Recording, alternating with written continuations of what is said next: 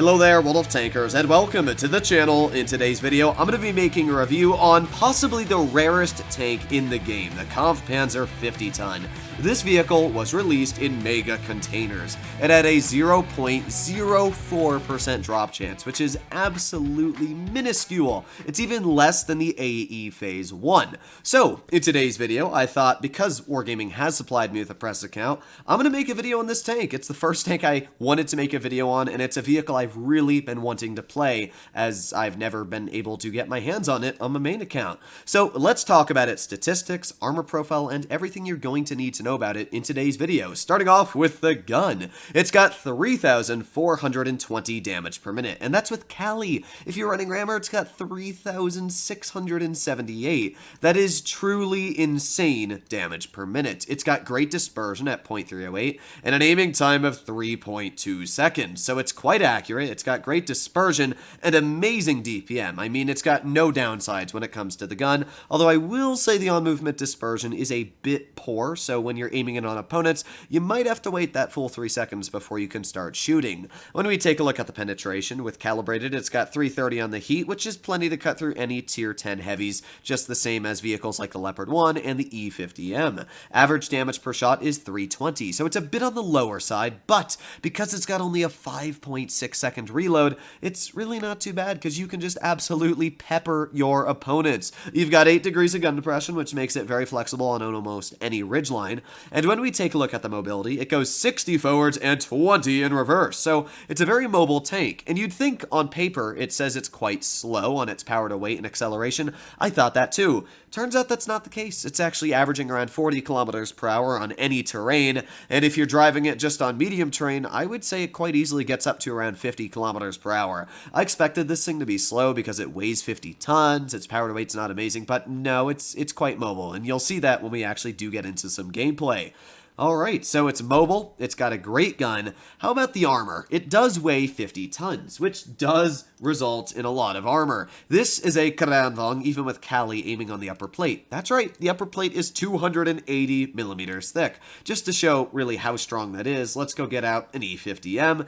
The E50M's upper plate is around 314 on average. This upper plate is not that much worse. It's pretty impressive how strong the armor is on this vehicle. And the turret, it's around 306 to 270, which is actually around the exact same as an E50M. If you're using this vehicle hull down, your upper plate's impenetrable, and your turret is still around 270, and that's exactly the same as actually what about the E50M has. So imagine the armor profile as basically an E50M, but you've got great mobility, more damage per minute. Yeah, this tank is, it's pretty insane. I have been enjoying playing it, and so far, statistically, I've been doing pretty well in it. Out of these 6 battles I've played, I've gone 84%, averaging 3,620 damage. But enough with that, let's get into some gameplay and see what the Kpz can actually do. Now, I really enjoy playing this tank because of the mobility and everything it's got going for it. I am kind of sad I do not have this tank on my main account, but either way, let's see what we can do. The enemy team is a Leopard 1, an FV4 202, 62A, and a Vickers CR. They got a lot of mobility. Now, I'm going to be pushing my tank overlooking the middle, the encounter cap. That way I can spot the enemies when they cross and, you know, do normal medium things. Now, they do have an LVG player, so I'm going to be a little careful, but he's in a heavy, so I'm not super worried because I should be able to spot him if he crosses or know where he's going. There you go, already spotted. Alright, well, if there's one heavy spotted, I'm going to poke this position because this is a really good spot to see anything that tries poking around this corner here. They do have a 26A version 4, which, yeah, can be very deadly, as we know. And there he is. Fire! Nice. Okay, there's one tap into the 268 at least. I'll take it. And let's push forward. Speed. Hopefully I didn't get detected. I might have, though. Ooh, I did. Go, go, go. I don't want to be shot by the 57 Heavy. And we also got the 4202 over here. All right. Well, I feel like I should be able to get a decent chunk of damage into this 4202. This is where the DPM is going to be great on this tank, just for absolutely tearing into a vehicle like the 4202. So there's 1 shell in, 2 shells, 3 shells we've already been able to dump out. And, yeah, this 4202 is not enjoying this, especially the broken turret. There you go, another nice tap. And with that, maybe this Emil 2 is going to poke him. There you go, nice, okay. Well, the Leopard 1's up top, and we got the 57 Heavy off to the side. Okay, Well, the 57 is going to clip into our teammate here, but I'm going to get one gel into the 57 heavy, and let's go for 2 shells into the 57 heavy. And, well, this is just where the DPM on this tank is insane. I mean, we got 3,400. I can absolutely destroy this guy. I don't know what his plan really was here, but it clearly wasn't the right one. We got the 62A up top. Let's get 1 shell in. Aw, rip, never mind. I tried to get 1 shell in. This 268's going to tunnel me, but you know what? That's fine, because... Oh, no, it's not. My luck is just not liking me right now. Either way, let's push on the 268, and let's get to his rear. There you go. Okay, this is a player that I no longer have to really worry a crazy amount about. Let's just keep on reversing, keep on reversing. Let's get another shell in. There you go. Nice. And then we get onto his rear again. Yeah, I'm sorry, 268, but this is what you get. This is what you get for being a poob. Goodbye. There you go. Alright, that was my fault bouncing the 62A, though. I should have aimed a bit better. I'm kind of out of it today. But either way, we did pretty good. We were able to deal 4,400 damage and come out with a victory, easily showcasing where the Kpz just prevails. And if we had penned that second shell on the 62A, it would have been even a little bit better. But still, we did our job and we were able to come out with a victory.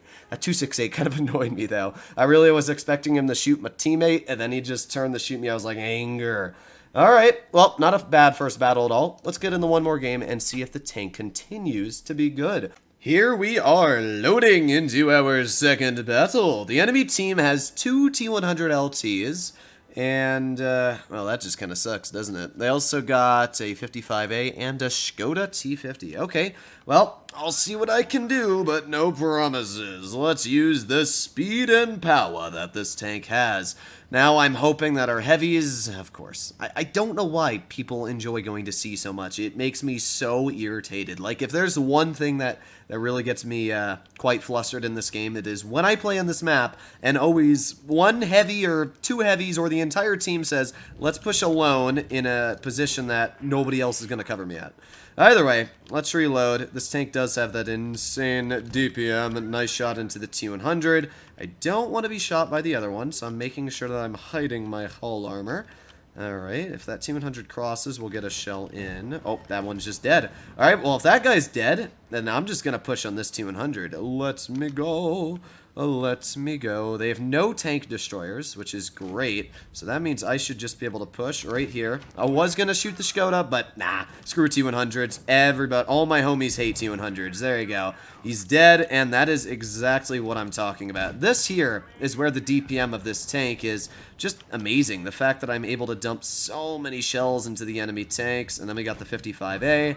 Nice shot into his vehicle. We're sitting at 1,700 damage. Nothing crazy. And would you look at that? The only tank dead on our team is the E5 that went alone. And would you also look at that? Because the entirety of my team went up the bridge, we won. I don't know why people proceed to continuously go down on Nube, but it is quite sad to watch it happen. That is a 57 heavy who is probably gonna... I was gonna say get a clip into me, but we were able to back up just quickly enough so that he wasn't able to, which is fine with me. The 2 and 5B is pushing off to the other side, so let's get another shell into his vehicle. Let's keep reloading. We can't HE him anywhere, but that's fine. Another nice tap into the 2 and 5B, and my teammate finishes him off. Okay, we should be able to get 1 pen into the E5. There you go. And with that, not a bad battle, 3,400 damage. We might even be able to get a little bit more out if we're able to get over towards this T57 heavy in time. You can see here that great mobility kicking in the high gear. Let's get 1 HE. Never mind. We might be able to try again. Reload! There you go. Look at that. I got that overpowered 3 damage. Nothing crazy, but we did our job. We were able to deal 3,500 damage in the second battle, and showcase again where this tank is great. So I've been enjoying this vehicle a lot, and it's pretty fun to play. So hopefully you guys have been enjoying this too, and if you'd like to see more content like this in the future, please consider smashing that subscribe button down below. Other than that, I'll be seeing you in the next one. Bye-bye!